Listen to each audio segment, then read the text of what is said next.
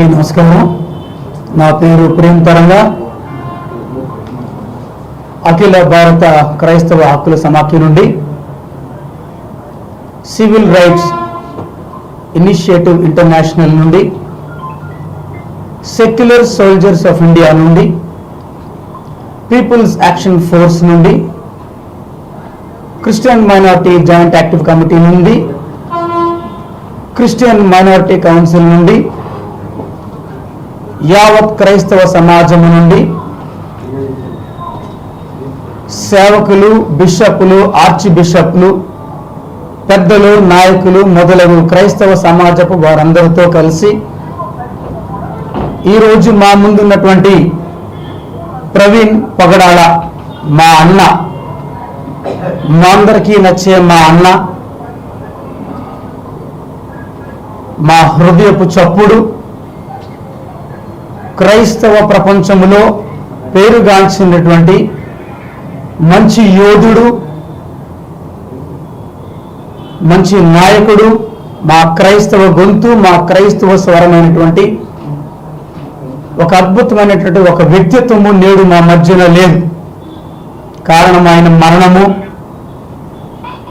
మరణము వెనుక అనేకమైనటువంటి అనుమానాస్పద పరిస్థితులు మా మదిలో మెదులుతున్నాయి. మేమందరము ఎంతగానో బాధపడుచున్నాం. ఆయన మా మధ్యన లేరని ఒక వైపు బాధ మాకుంటే, మరోవైపు ఆయన ఏ విధంగా మరణించాడనే ప్రశ్న మా అందరినీ తెలుస్తోంది. యావత్ క్రైస్తవ సమాజం తరపున మేము ప్రభుత్వం వారిని కోరుకునేది ఏంటంటే, పారదర్శకమైనటువంటి దర్యాప్తు జరిపించాలని, వాస్తవంగా పోస్ట్ మార్టం చేయడానికి కూడా భయపడే పరిస్థితుల్లో ఉన్నటువంటి క్రైస్తవ సమాజపు పరిస్థితిని మీ ముందు మేము పెట్టుకుంటున్నాం. ఒక క్రైస్తవుడిగా ఈ రాష్ట్రంలో, ఈ దేశంలో బ్రతికే పరిస్థితి లేదంటే ప్రభుత్వాల బాధ్యత కూడా ఉందని తెలియపరుస్తున్నాం. గౌరవ ముఖ్యమంత్రి గారు తన యొక్క విచారాన్ని ఆయన వ్యక్తపరచడం మంచి విషయం. దర్యాప్తు పారదర్శకంగా జరిగిస్తామని చెప్పడము మంచి విషయం. నిజాలు మాకు తెలియాలి. ఏ కారణం చేత ఆయన మరణించాడు అనేది మేము తెలుసుకోవాలని మేమంతా కూడా వేచి చూస్తున్నటువంటి పరిస్థితి గురించి పత్రికా సమావేశాన్ని ఏర్పాటు చేసుకున్నాం. ప్రాముఖ్యంగా CRI, civil rights initiative international వ్యవస్థాపక అధ్యక్షులు గౌరవ డాక్టర్ కూచిపూడి బాబురావు గారు, మధ్యప్రదేశ్ డీజీపీగా చేసి రిటైర్ అయ్యారు వారు. ఆయన నాయకత్వంలో మేమందరూ కూడా కలిసి ముందుకు వెళ్తున్నాం. గౌరవ ఎస్పీ గారితో ఆయన మాట్లాడారు. కుటుంబ సభ్యులతో, ప్రవీణ్ పగడాల వారి కుటుంబ సభ్యులతో కూడా మాట్లాడడం జరిగింది. అనేకమైన అనుమానాస్పద కోణాలు ఉన్నా కూడా దర్యాప్తు జరిగి ఆఖరుగా రావాల్సిన రిపోర్ట్ కోసం అయితే మాత్రం మనందరం వెయిట్ చేద్దామని చెప్పడం జరిగింది. మా రాష్ట్ర ముఖ్య నాయకులు, రాష్ట్ర అధ్యక్షులు ఐఏఎస్ గౌరవ శామ్యుల్ ఆనంద్ గారు, వారు కూడా కలెక్టర్ గారితో, ఎస్పీ గారితో మాట్లాడడం జరిగింది. అనేక మంది క్రైస్తవ నాయకులు కూడా పెద్దలతో, అధికారులతో మాట్లాడుతున్నారు. పారదర్శకంగా వీడియో సర్వేలెన్స్ లో పోస్ట్ మార్టం జరిపించామని చెప్పడం జరిగింది.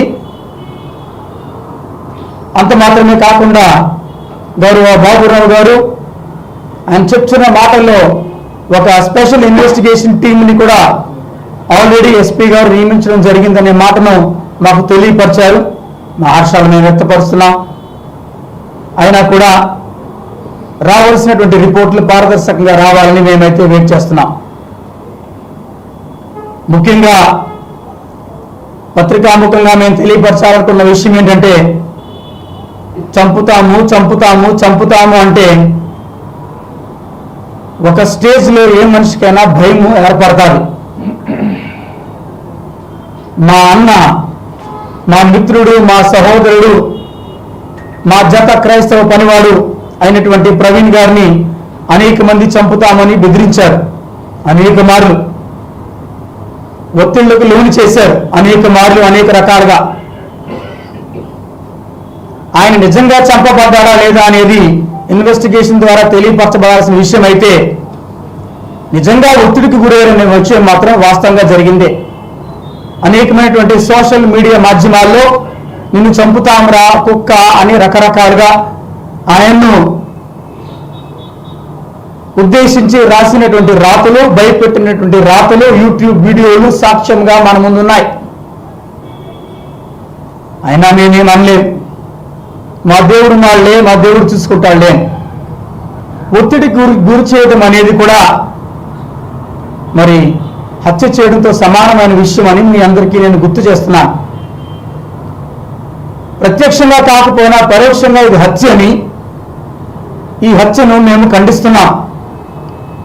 ఎంతటి ఒత్తిడిలో ఒక మనిషి బ్రతకడం అసాధ్యమైన పరిస్థితి కాబట్టి ఈ ఒత్తిడికి కారణమైన వారందరినీ కూడా అరెస్టు చేయాలని ప్రభుత్వం వారిని మేము మనవి చేస్తున్నాం.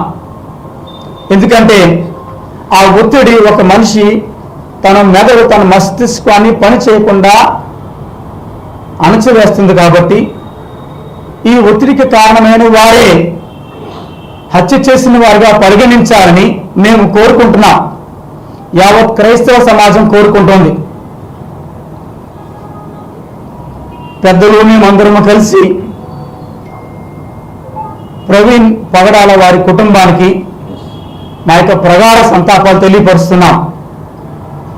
మా మాటను, మా ఆవేదనను, మా భావోద్వేగాన్ని ప్రజలకు, ప్రభుత్వానికి చేరవేసే మీడియా మిత్రులకు, అన్నలకు అందరికీ కూడా మా హృదయపూర్వకమైన కృతజ్ఞతలు తెలియజేస్తూ సెలవు తీసుకుంటున్నాం.